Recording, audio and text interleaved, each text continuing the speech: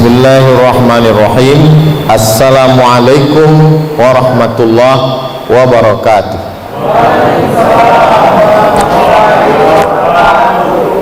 Alhamdulillah, wassalatu wassalamu ala rasulillah wa ala alihi wa sahbihi wa man tabi'ahu wa mawalah.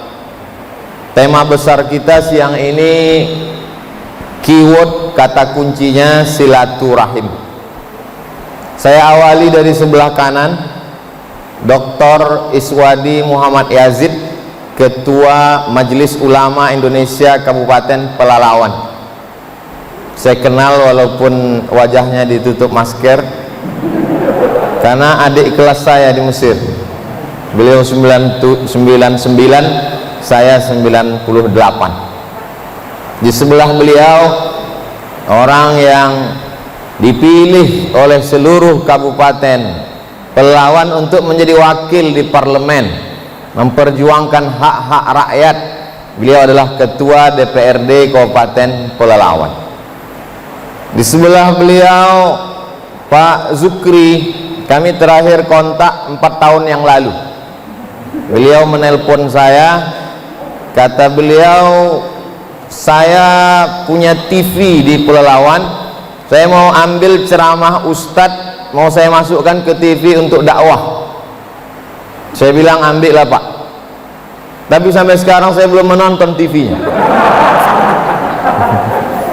Beliau menjadi Bupati Kabupaten Pelalawan nanti 10 Ramadan 22 April. Kemudian Pak Bambang SHMH, Ketua Pengadilan Negeri Pelalawan. Lalu kemudian orang tua kita, sahabat juga, pemimpin kita, Pak Haris, Bupati Kabupaten Pelalawan.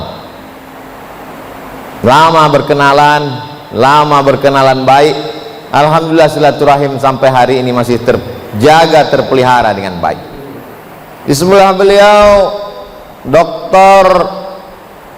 Faisal Saleh LC.MA PhD, doktornya 2 kali, sekali di Malaysia, sekali di Jakarta. Saya kenal baik karena kakak kelas saya di Mesir. Beliau 97, saya 98. Sekarang sebagai Ketua Pengadilan Agama Kabupaten Pelalawan. Di sebelah beliau adalah orang-orang yang banyak cemas kalau dapat surat dari beliau, termasuk saya. Datang ke kantor pajak, katanya ceramah saya mau dipajak juga. Saya jelaskan, Pak, semua ceramah saya YouTube itu habis semua untuk beli beras fakir miskin. Kalau Bapak tak percaya, nih bukti transfernya. Lalu kemudian kata orang pajak, sebelum beli beras kan Bapak pegang dulu duitnya, tetap kena pajak juga. Setelah itu saya buat iklan bersama orang pajak. Hari gini tidak bayar pajak, apa kata dunia? Tapi itu kantor pajak yang di Pekanbaru, yang di Pelalawan tidak setegas itu. Di sebelah beliau Pak Tarigan, 2 hari yang lalu saya ke Kabupaten Dairi di Sidikalang. Dari Sidikalang kami lanjutkan ke 3 Binanga, menginap 1 malam di 3 Beringin, berziarah ke makam Syekh Sulaiman Tarigan. Hari ini berjumpa dengan Pak Tarigan di Kabupaten Pelalawan. Lalu kemudian di bawah sana saya lihat ada Al-Mukarram Ustadz Edi Amran LC.MA, Ketua Badan Amil Zakat Nasional Kabupaten Pelalawan. Beliau bersahabat dengan saya sudah masuk 23 tahun. Beliau senior saya di Kairo. Beliau angkatan 97, saya 98. Kemudian juga ada di dekat beliau itu saya lihat orang yang paling berkesan dengan saya, karena pernah dulu menugaskan saya ceramah menelusuri Sungai Kampar sampai ke Penyalai. Satu hari 6 titik pengajian selama 6 hari 36. Sampai Pak Wakil Bupati waktu itu bertanya, Ustadz sanggup tak ngisi jadwal nih? Saya bilang kalau saya sehat saya lanjutkan Pak, kalau saya sakit kita ganti Ustadz lain. Itulah dia Pak Sekda. Saya sebenarnya mau menyampaikan kepada semua jamaah, kita mesti kenal orang dengan baik, kita mesti kenang kebaikannya. Sebanyak-banyaknya tulang masih ada dagingnya, sebanyak-banyaknya daging masih ada tulangnya. Memang itulah sifat manusia ini. Bagi yang susah menangkap peribahasa itu, saya kira yang makan pakai ikan tadi tahu itu. Artinya kita pandang baik. Bahkan orang meninggal itu pun kata Nabi, uzkuru mahasina mautakum, sebut kebaikannya. Tapi saya tentu tak dapat menyebut mengingat semua. Saya mohon maaf, yang saya sebutkan tidak berarti mengurangi kemuliaan yang tak saya sebutkan. Insya Allah semuanya dimuliakan Allah Subhanahu wa ta'ala. Hari ini tanggal 10 Sya'ban, begitu menurut janji dengan Allah bahwa Abdul Somad 10 Sya'ban kau sedang berada di ruang sidang terbuka. Dari mana Ustaz tahu? Ada tulisannya di pintu. Baru saya paham, lama juga saya dari, rupanya kalau pintunya dibuka sidang terbuka namanya, kalau ditutup sidang tertutup. Alhamdulillah, saya senang sekali diberikan kehormatan bisa berjumpa di hari baik, bulan baik. Saya bersilaturahim ke rumah jamaah di Jalan Karyawan, Pekanbaru. Lalu kemudian dia kasih saya selebaran kertas. Coba Ustadz baca, bagus ini kata dia. Saya baca. Di situ diceritakan kita makan apel. Apel Pak Ustadz, terserahlah mau apel mau apel. Apel itu tidak berulat. Ternyata dia tidak berulat karena disemprot pestisida. Pestisida dicuci dengan sabun tidak mati. Ketika pestisida masuk ke dalam badan kita, semua yang tidak bisa diolah oleh badan, maka dia akan menggumpal menjadi cancer. Tulisannya C-A-N-C-E-R. Orang barat menyebutnya cancer, orang kita menyebutnya kanker. Sama seperti sampah plastik yang tidak bisa diolah oleh tanah, maka dia jadi sampah, menumpuk, itulah dia menjadi kanker. Lalu kemudian ketika kita makan berlebih dari kebutuhan tubuh, kalori yang kita perlukan misalnya 2000, tiba-tiba kita makan 2500, menumpuk dia. Maka bagaimana cara menghilangkannya? Di selebaran itu kata dia, orang barat menemukan satu teori namanya fasting terapi. Terapi fasting, cara menghancurkan sampah dalam tubuh dan kelebihan kolesterol, minyak dan lain sebagainya. Caranya adalah dengan tidak makan selama 8 hari dalam sebulan dan 1 bulan dalam setahun. Yang punya teori itu bukan orang Islam, dari Amerika. Ketika membaca itu saya langsung berkata, subhanallah, masya Allah, 8 hari tak boleh makan dalam sebulan. Senin, Kamis, Senin, Kamis, Senin, Kamis, Senin, Kamis. 1 bulan dalam setahun, pas puasa Ramadan. Janji Allah, sanurihim ayatina, aku akan tunjukkan tanda-tanda kebesaranku melalui Muhammad sallallahu alaihi wasallam. Jadi orang barat menerima kebenaran Islam bukan dengan cara kita ledakkan kedutaan Amerika, bukan dengan menghancurkan, memusuhi, tapi menyebarkan ilmu pengetahuan. Ternyata yang dibawa oleh Nabi 14 abad yang lalu sekarang dilaksanakan orang. Ketika saya lulus CPNS, maka mesti mengurus surat medical check up dari Rumah Sakit Arifin Ahmad. Apa kata orang rumah sakit?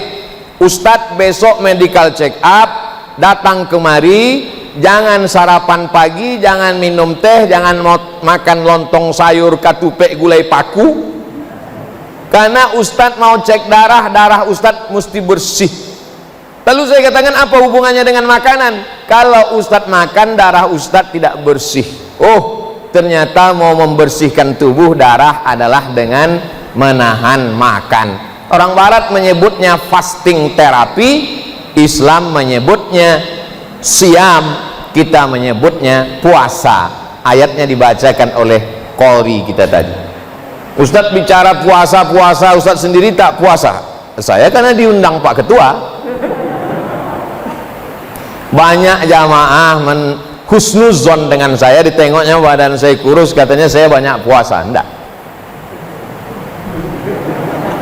Saya besok pagi tidak puasa lagi, karena besok saya di Padang. Jadi besok kalau ditanya, Ustadz puasa besok, saya bilang saya musafir. Tapi jamaah khususnya yang perempuan, pesan pertama yang ingin saya sampaikan di bulan Sya'ban ini, mesti puasa. Karena tentu bulan Ramadan yang lalu ibu-ibu tidak puasa 7 hari, lalu kemudian mau diganti di bulan Syawal tidak bisa karena banyak kali kue hari raya. Mau diganti di bulan Zulhijjah batal juga karena daging kurban banyak sampai kulkas itu tak bisa ditutup pintunya. Mau diganti di bulan berikutnya, jamaah haji pula pulang. Akhirnya besok-besok inilah masa terakhir, gantilah puasa yang tinggal kemarin. Caranya biar supaya sekali dayung 2-3 pulau terlampaui, puasa saja hari Kamis besok, niatnya niat mengganti. Aku niat puasa mengganti yang tinggal kemarin, maka otomatis dapat 2, qadoknya lunas dan dapat pahala puasa Kamis. Itulah untungnya ibu-ibu kalau suaminya ngaji. Nah kan nanti suami-suami yang udah mendengar ini pulang diingatkan istrinya, kau puasa, utang kau kemarin 7 hari kan? Abang 10 kata istrinya. Itulah untungnya kalau di kantor itu ada pengajian, jadi diingatkannya nanti ke rumah. Tapi kalaulah suami ibu itu Fir'aun, tapi saya yakin insyaallah ibu ini orang baik-baik semua. Bapak itu pun di rumah tidaklah sampai macam Fir'aun, setengah-setengah aja mungkin. Kita doakan semuanya jadi baik, hijrah insyaallah, taubat nasuha. Karena masalah hutang puasa ini tak bisa dibayar pakai tahajud, Bu. Man mata, siapa yang mati wa alaihi siyamun, punya hutang puasa, shoma anhu waliyuhu, ahli warisnya wajib menggantikan puasanya. Jadi almarhumah emak saya meninggal umur 70 tahun. Jadi saya tanya itu, mak, ada tak tinggal puasa waktu muda dulu? Ada, kata dia. Sudah diganti? Sudah. Gimana cara menggantinya? Aku puasa setiap Senin Kamis. Dan beliau meninggal hari Senin habis makan sahur, umur 70. Meninggal hari Senin tanggal 18 Maret 2019, 2 tahun genap, habis makan sahur. Ditontonnya video saya waktu itu saya sedang di Madura. Habis itu dia berwudu, sakit kepalanya, meninggal dalam keadaan puasa sunat hari Senin. Tapi saya husnuzon yakin utang puasanya sudah lunas, karena perempuan itu dia utang itu disebabkan oleh kita, anak-anaknya. Mengandung 30 hari tak puasa, menyusukan tahun pertama 30 hari tak puasa, menyusukan anak 2 tahun 30 hari tak puasa. Saya 90 hari, adik saya 90 hari, karena kami adik-beradik 2 orang. Bayangkan kalau anaknya susun paku do re mi fa sol la si do fa mi re do. Mau diganti puasa tahun lalu, lahir pula adiknya lagi. Bukan berarti Allah itu kejam, tidak. Sebenarnya Allah mau kita sehat walafiat, sehat fisik.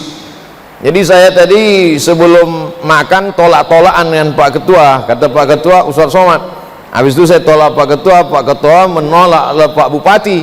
Saya habis itu Pak Bupati duluan. Saya tak mau duluan, saya tak mau jamaah menengok nasi saya. Nah, jadi begitu Pak Bupati duluan, tentu kita ikut standar kepala daerah kan.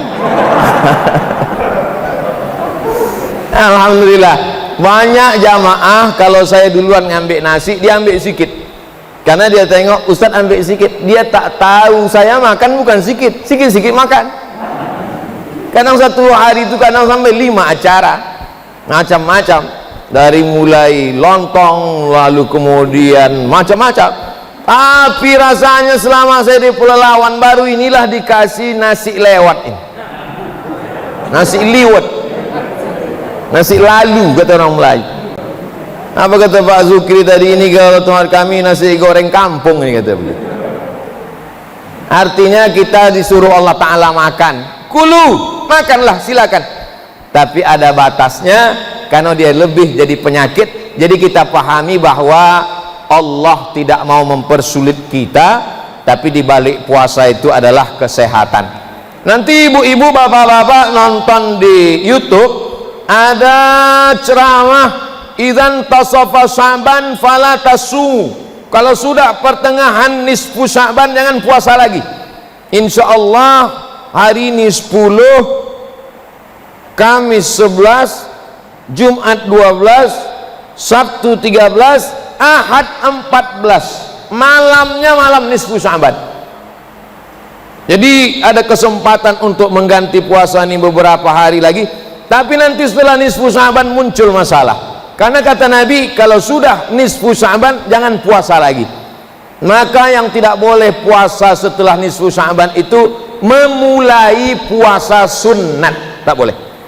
Adapun melanjutkan yang biasa Senin Kamis atau mengganti puasa utang maka boleh. Mana tahu nanti ibu sedang puasa ditanya orang, oh puasa? Iya, ini sudah pertengahan nisfu Sya'ban, tak boleh.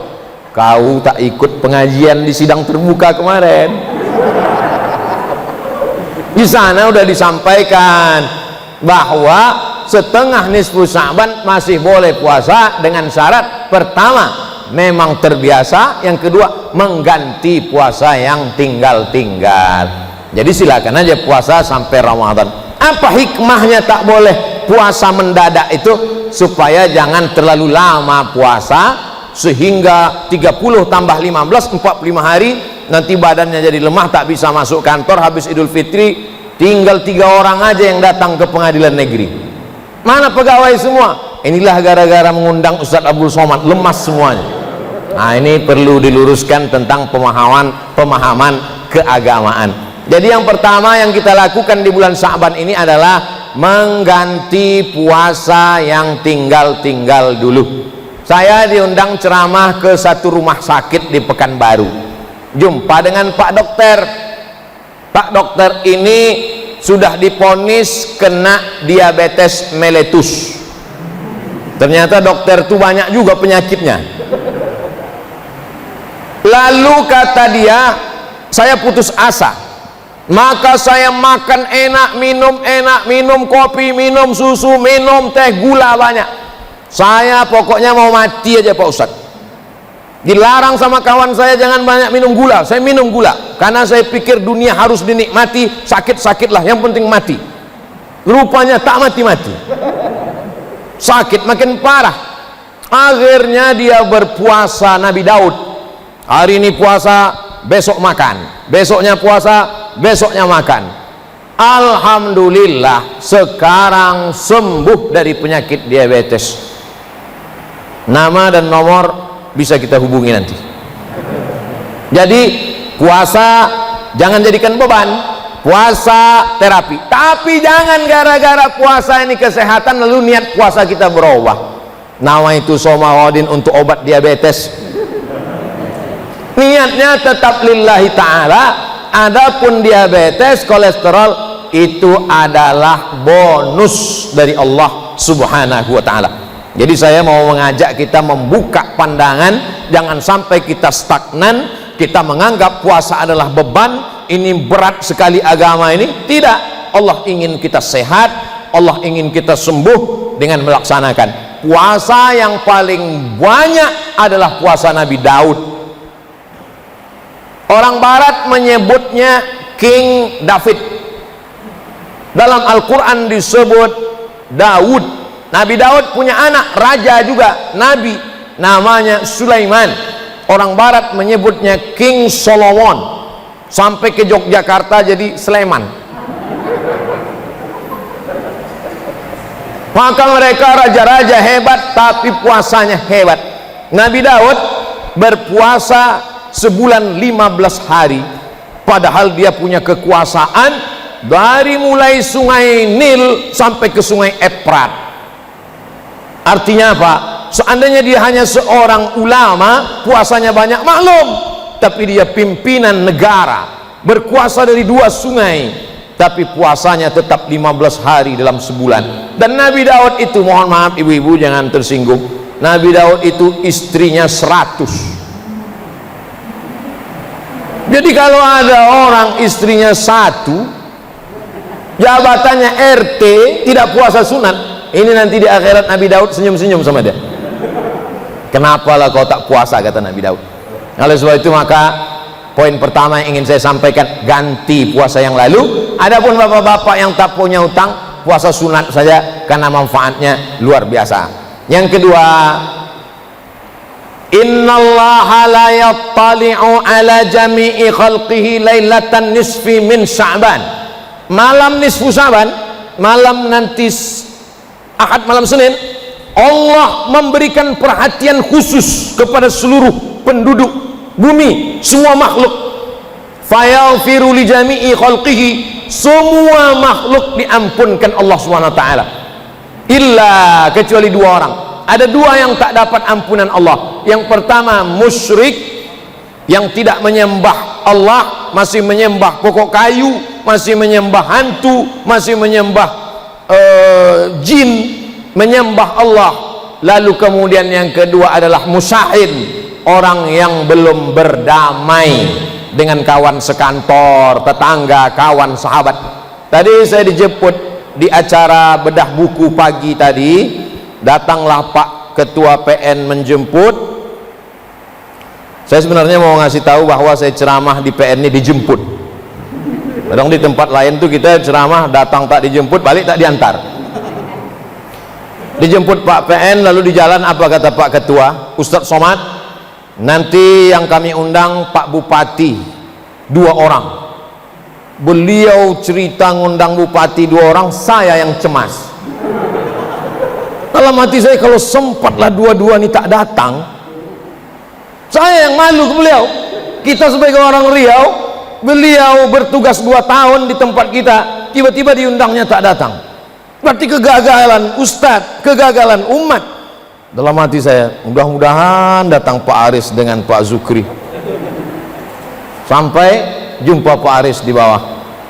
Rencana tadi mau makan langsung, kata Pak Aris, saya sholat dulu. Kan tak mungkin kami makan beliau sholat. Saya bilang, kita sholat juga lah Pak. Sampai di dalam, rupanya Pak Zukri udah saya tengok duduk. Sholatlah saya tengok ada baju putih, ada baju merah, ada baju kuning. Bajunya boleh macam-macam, yang penting masih pakai baju. Kalau yang baju kuning, baju merah, baju putih ini berkelahi, maka yang ketawa adalah yang tak berbaju, yang tak bercelana. Alhamdulillah, lega saya, tenang saya. Kenapa? Menjadi contoh suri tauladan. Ini direkam, semua menonton se-Indonesia. Saudara-saudara kita yang bekerja di luar negeri menjadi pahlawan devisa menonton bahwa di hadapan Abdul Somad ada 2 bupati yang duduk bersama. Siapa yang tak bangga? Ditonton ini melalui channel Ustadz Abdul Somad Official. Jangan lupa subscribe, like, and share. Insyaallah, andailah tadi tak datang mereka berdua ini, mungkin ceramah saya sudah lain judulnya. Bapak Ibu yang dimuliakan Allah Subhanahu wa taala, poin yang kedua adalah malam nisfu Sya'ban menjadi keberkahan, maka hidupkanlah malam itu dengan banyak-banyak sholat sunnat. Habis Isya usahakan cepat tidur biar supaya cepat bangun tahajud malam. Kalau mata tak bisa tidur, tak apa-apa makan antimo, tapi jangan sampai 2 papan, seminggu baru bangun. Bangun malam yang pertama kali sholat sunat wudhu, usolli sunnatal wudu raka'atain lillahi ta'ala. Habis itu sholat sunat taubat, habis itu sholat sunat tahajud 8 rakaat, habis itu sholat sunat hajat, mintakan hajat-hajat yang baik, habis itu sholat sunat witir, habis itu baca yasin. Sekali bagus, 3 kali lebih bagus. Setelah itu beristighfar, bersolawat, tertidur. Jangan pula gara-gara tahajud nih sampai sembahyang subuh jam 7. Nah, ini pun tak betul. Mesti ada skala prioritas. Yang penting malam itu nanti hidupkan dengan ibadah, zikir bagus, solawat bagus, istighfar bagus, la ilaha illallah bagus, subhanallah bagus, solat sunat bagus. Saya tak bisa solat sunat Pak Ustadz, kalau berdiri lutut saya sakit. Duduk baca Quran. Saya baca Quran pun tak bisa Pak Ustadz, asal nampak huruf ni berkunang-kunang. Pejamkan mata, berzikir, la ilaha illallah 100, solawat 100, istighfar 100. Berzikir pun tak bisa, mati aja lah.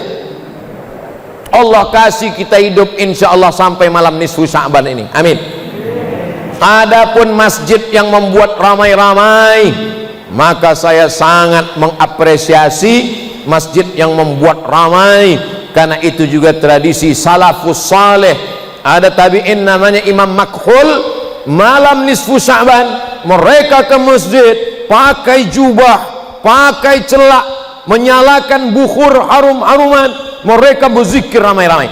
Jadi kalau ada masjid yang membuat ramai-ramai, biarkan, namun tetap ikut protokol kesehatan, prokes, jaga jarak, pakai masker, cuci tangan.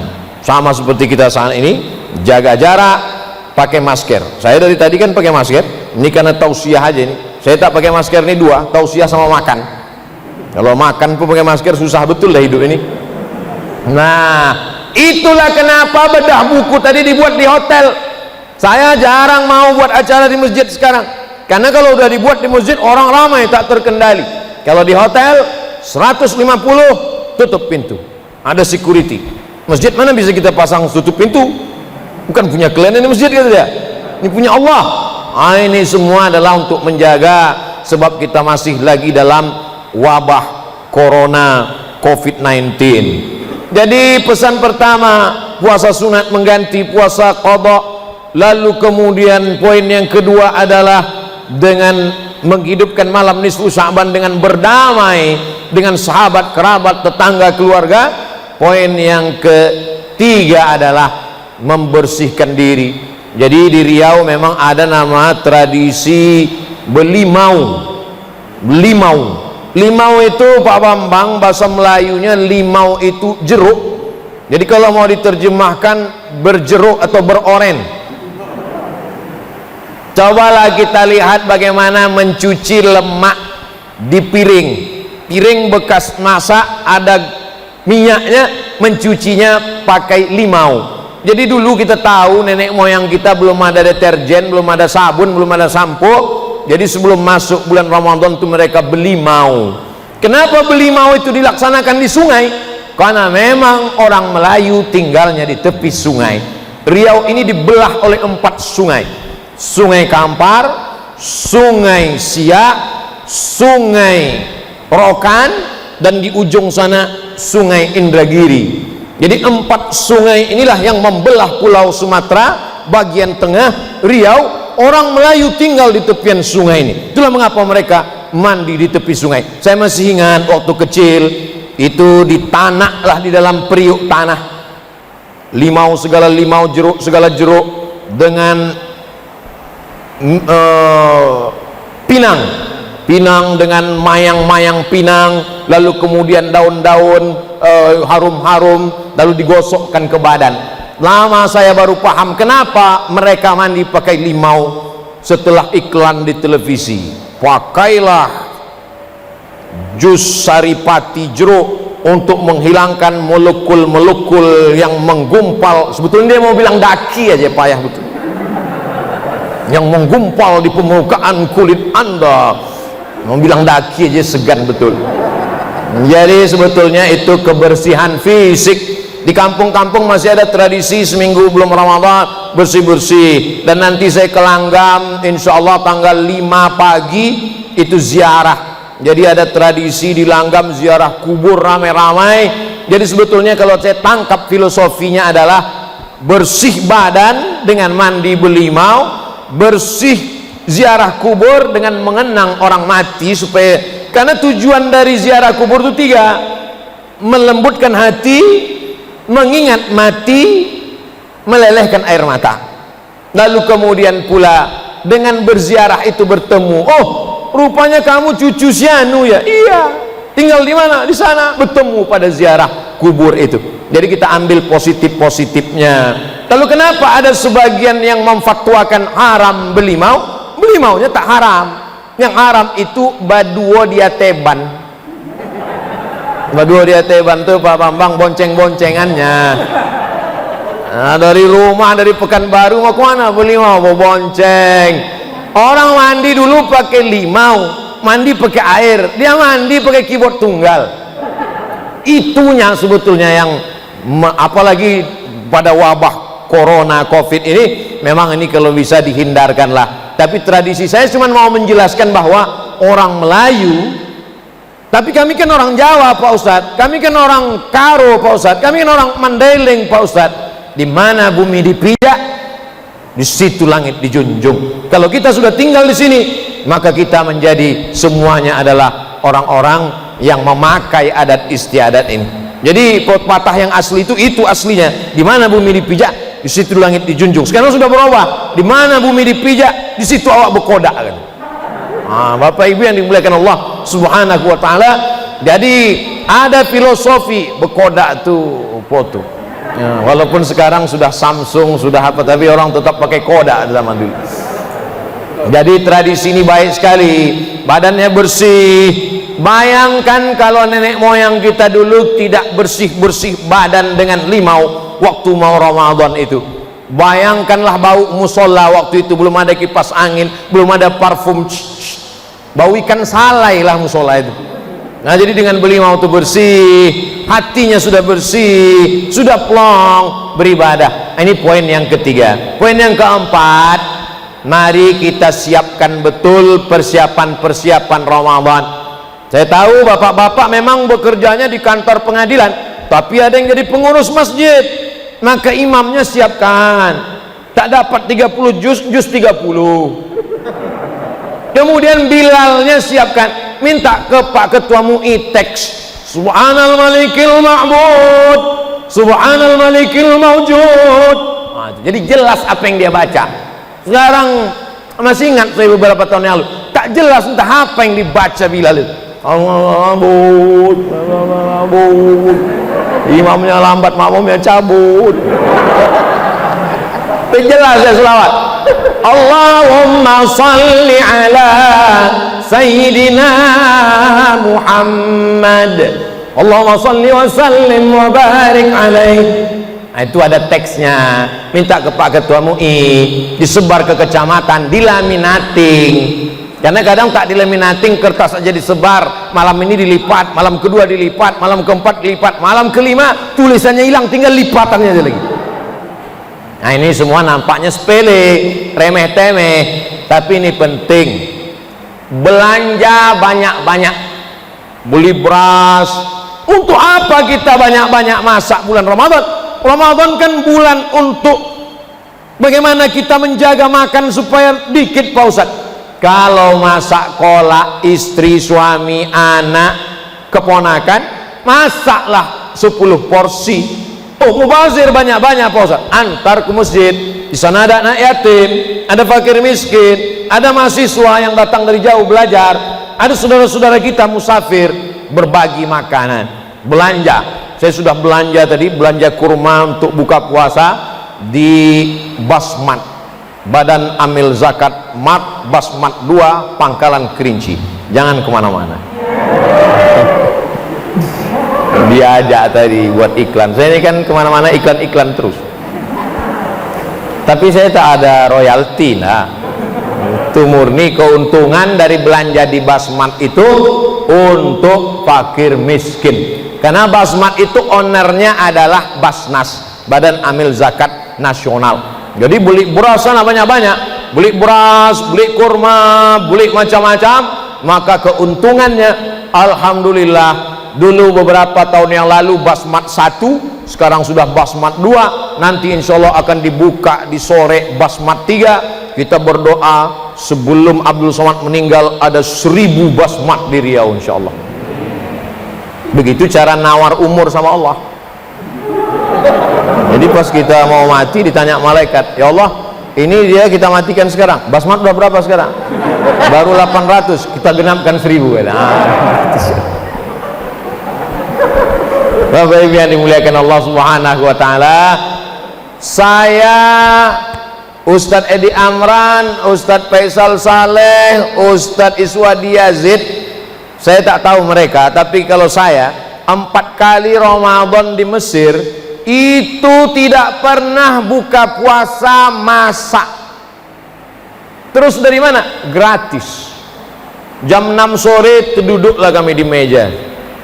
Jangan sangka karena gratis makanannya remeh-temeh kecil. Orang Mesir itu kalau motong ayam cuma 2 kali potong aja, 1, 2, 1/4. Bukan macam tempat kita hancur ayam tuh.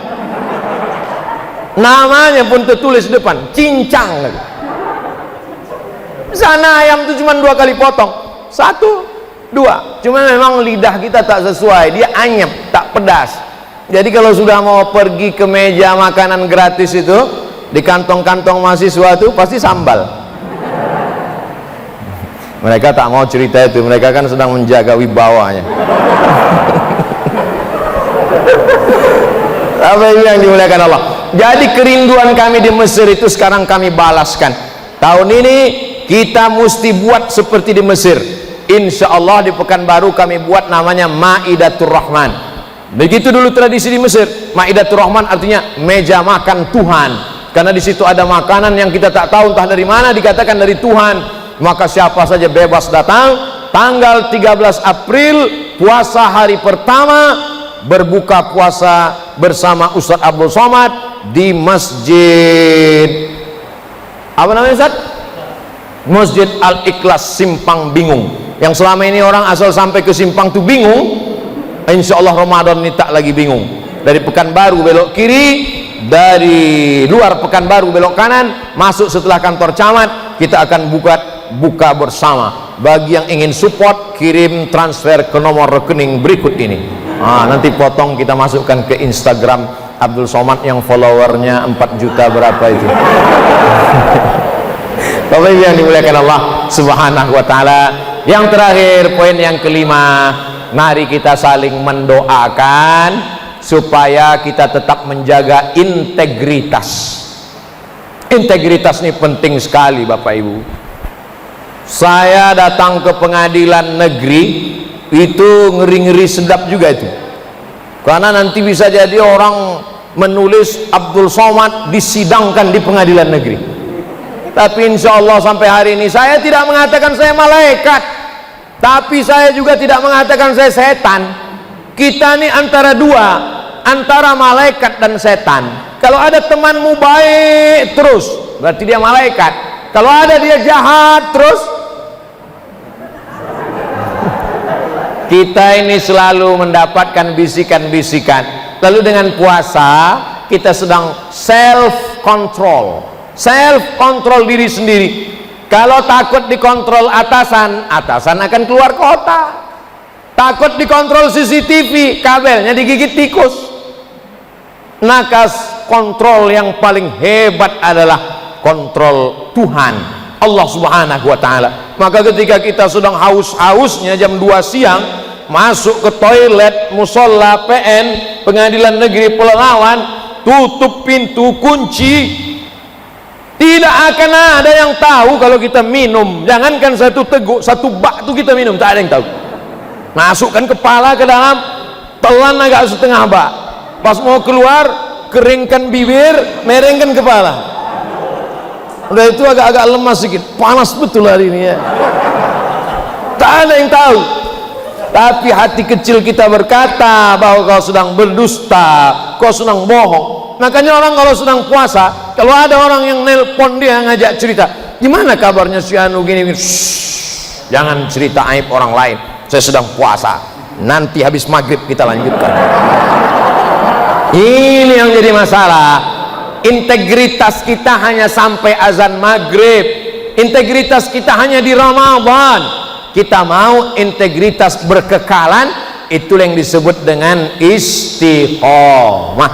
Mudah-mudahan kita saling mendoakan. Abdul Somad juga tak ada jaminan, maka doakan Abdul Somad supaya istiqomah dan mati husnul khatimah. Saya awali tadi jam 1.15, sekarang jam 2.45 menit kita bersama. Semoga kebersamaan 45 menit ini menjadi catatan amal soleh insyaallah. Amin ya rabbal alamin. Ala hadhihi niyyah al-Fatihah. A'udzu billahi minasy syaithanir rajim. Bismillahirrahmanirrahim.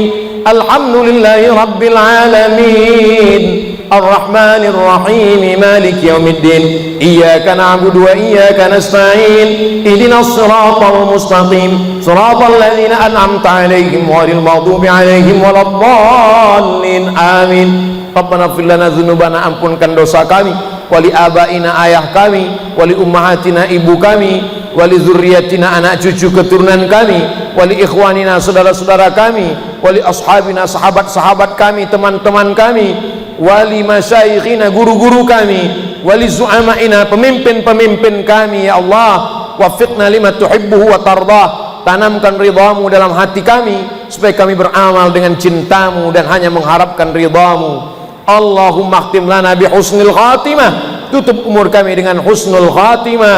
Allahumma ja'al hadzal balada baladan amina.